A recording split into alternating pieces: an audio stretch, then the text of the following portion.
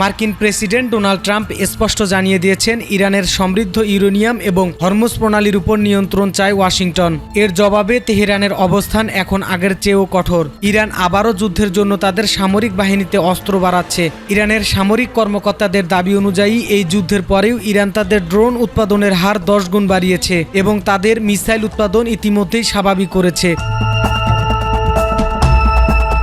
আইআরজিসির মুখপাত্র হোসাইন মোহেব্বির একটি মন্তব্য এখন আন্তর্জাতিক গোয়েন্দা সংস্থাগুলোর কপালে চিন্তার ভাঁজ ফেলেছে। তিনি সরাসরি বলেছেন, আমরা এখনও আমাদের প্রকৃত সক্ষমতা ব্যবহারই করিনি। যুদ্ধ যদি চলতে থাকে তবে আমরা এমন কিছু শক্তি উন্মোচন করব যা শত্রুদের কল্পনারও বাহিরে। এই রহস্যময় গোপন সক্ষমতা নিয়ে এখন চলছে চুলচেরা বিশ্লেষণ। অপর এক মুখপাত্র ইব্রাহিম জুলফিকারি আরও এক ধাপ এগিয়ে হুঙ্কার দিয়েছেন যে ইরানি বাহিনী এখন তাদের পূর্ণ শক্তি প্রদর্শন করেনি এবং প্রয়োজনে তারা এই পুরো অঞ্চলকে নরকে পরিণত করার সক্ষমতা রাখে।